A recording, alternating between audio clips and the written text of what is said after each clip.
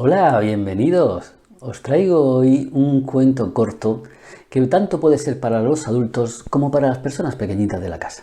No obstante, los adultos lo escucháis para ver si es adecuado a la edad de los pequeños. Su título es La soberbia y es una variación sobre un cuento tradicional. Comenzamos la lectura. Había una vez un anciano muy sabio, tan sabio que todos decían que en su cara se podía ver la sabiduría. Un buen día, ese hombre sabio decidió hacer un viaje en barco, y en el mismo viaje iba un joven estudiante. Este joven era un tipo arrogante, y entró en el barco dándose aires de distinción. Mientras tanto, el anciano sabio se limitó a sentarse en la proa y contemplar el paisaje y observar cómo los marineros trabajaban. Al poco, el estudiante tuvo noticias de que en el barco se encontraba un hombre sabio y fue a sentarse junto a él. El anciano sabio permanecía en silencio, así que el joven decidió iniciar la conversación.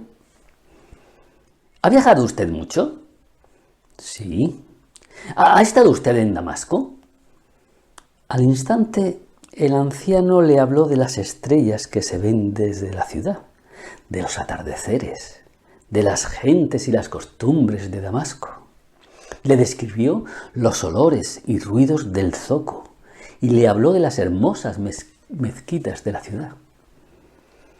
Sí, todo eso está muy bien, dijo el estudiante. Pero, a ver, ¿ha estado usted estudiando astronomía? El anciano se quedó pensativo y, como si no tuviera importancia, le dijo, no. El estudiante se llevó las manos a la cabeza sin poder creer lo que estaba oyendo. Pero entonces ha perdido usted media vida. ¿Ha estado usted en Alejandría? Acto seguido, el anciano, que había recibido esa pregunta con mucha naturalidad, comenzó a hablarle de la belleza de la ciudad, de su puerto, del faro de Alejandría, del ambiente abarrotado de las calles, de su tradición y de tantas cosas. Sí, ya veo que usted conoce y ha estado en Alejandría, pero ¿estudió usted en la biblioteca de Alejandría? No. Madre mía, pero ¿cómo es posible? Ha perdido usted media vida. Al rato, el anciano vio en la otra punta del barco que entraba agua, un poco de agua entre las tablas. Entonces el anciano preguntó, joven, tú has estudiado en muchos sitios, ¿verdad?